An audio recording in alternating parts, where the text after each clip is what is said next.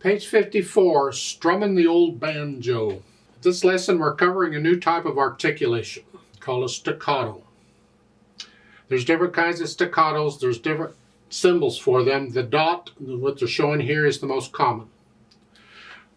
In music, in playing whatever the instrument is or singing whatever, you get two choices. You either connect the notes or you don't. That's it. If you connect the notes, that's called legato. Anything else is called staccato. Now there are different kinds of staccatos. There's different symbols for it, as I said. We're going to use the most common right off the bat, and that is the dot. And we're going to use, there are different techniques for it. We're going to use flexing at the wrist. Here, you hold the arm still, you're flexing. You're not coming way up, and it's a small motion. I exaggerate it so you can see it better, but it's just flexing at the wrist. Short. Here. Look at the strummer here. In the right hand you have here and here. And then here. I'm on the key and I'm bouncing out. Boom. Now if you're going quickly, you don't have time to put your hand on the key each time. You got to come up above. But it's a little motion. It's not a big motion. Don't get carried away with this. This is the little motion. So here. But if I have time, I put my hand on the key and I bounce off. Boom. That's staccato. That's what we're doing here. That's the kind of staccato we're going to use here. Left hand, same thing. Yeah.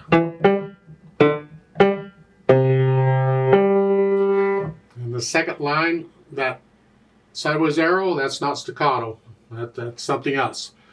But when I first learn a piece, I connect everything. I forget the staccatos and all that junk. No, not interested.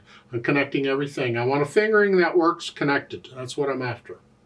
So let's look this over. It's 4 lines long, treble bass clef, no sharps or flats in the key signature. So it's either in the key of C major or A minor, because those are the keys with no sharps or flats in the key signature. Look at the last measure here. Leaning on this chord, that's a C chord. So I'm figuring this is a C major. Now we don't have to use all the notes in a chord, understand, because we're only using these notes. That's good enough. We're not using the G. That's fine. It's still a C chord. So I'm figuring it's in C major. However, when you go to do the scales, do the C major and the A minor scale, and probably by now you should be doing these 2 octaves up and down, assuming you've been doing the scales. But make sure you do that trill exercise and the accents and all. Those are really important for developing control over the fingers and staying relaxed. And then 4/4 time signature. Bunch of 8th notes and stuff going on. Let's take this one hand at a time. Make sure we understand what's going on here. In the right hand, we're here. 2/4 is what they want. You're in this position. So it's 1 and 2 and 3 and 4 and 1 and 2 and 3 and 1 and. Now reach up.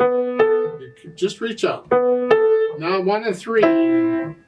We changed hand positions. Second line. 1 and 2 and. Get the idea?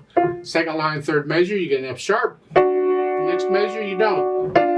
They don't need the natural sign. It's a natural anyway. That's okay. And then the third line, they want you back down here. 1 and. You have a rest, you can move. Left hand, well, you're starting here. So it's 1 and 2 and. 1, 2, 3 and 4 and 1 and 2 and 3 and 4 and. Okay. Second line, scrunch up the third finger, just change hand positions. And 2 and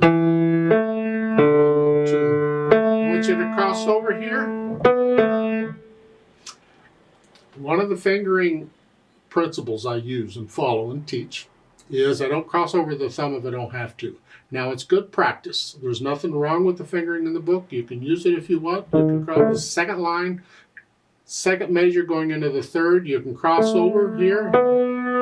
You change hand positions if you want. That's fine, nothing wrong with it.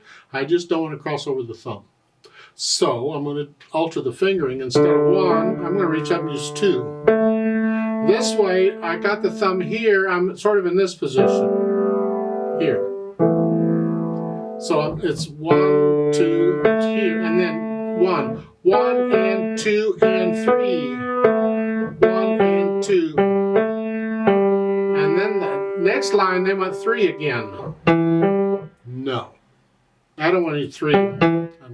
So I alter the hand position, or I alter the fingering. The last measure of the second line, we're here. Here, during the rest, I'm going to come down. So again, the last measure of the second line is here. 1 and rest. Now it's a 2. Now I'm ready to go on. I just do that. I reach down. Yeah. Put the hands together. Well, it's 1 and 2 and 3. Make sure you hold the half notes down.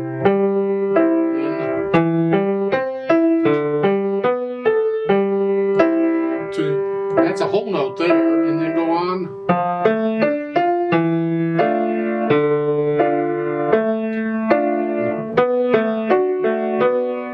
Right there. Second line, last 2 measures.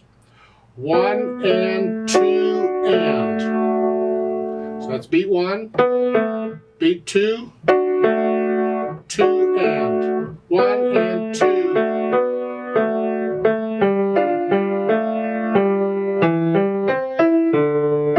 I don't keep finishing it because it's just the same as what we've had before, except for the very last 2 measures. Here and then reach down in the left hand, it's an octave. That's all it is. You can read the notes as well as I can, I hope. If you can't, you really need to go back and start the book again and go through it again very carefully and make sure you learn to read the notes. Now once I have the hands working together, and then I go back through and get rid of the hesitations. And then I'll add in the articulation. And that's the staccatos and slurs and accents and that kind of, and the holds or whatever. Again, we're staccato very short. And that sideways arrow, remember that's an accent. So play a little louder. And this is staccato here.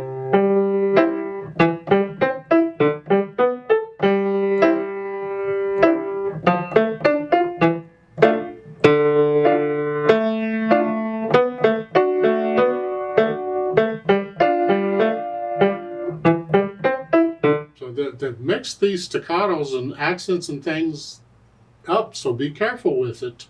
Take it at your speed, not mine. Now, once you're sort of comfortable with the staccatos and accents and all, and the slurs, then add in the dynamics. And in this case, it's sort of going to be both hands. It's MF is mezzo forte, which is sort of loud. Just, I don't know, it's sort of. Those accented notes now are going to be a loud note because the accent takes it up a notch, just for that one note.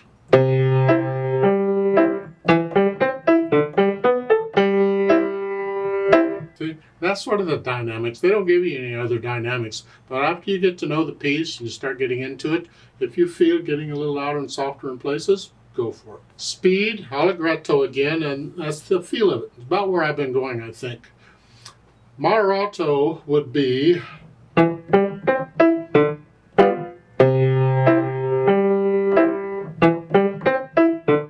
somewhere in there, and allegro would be quick.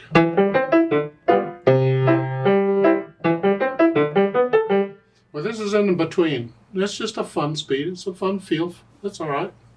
You decide on how fast you want to be fun, whatever, but it's got to be accurate now.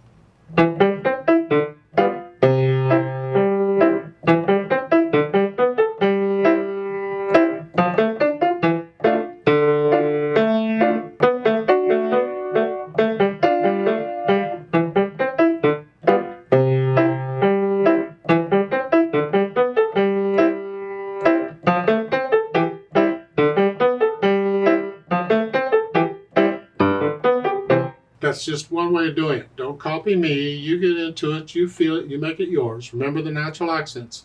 1, 2, 3, 4. 1, 2, 1, 2.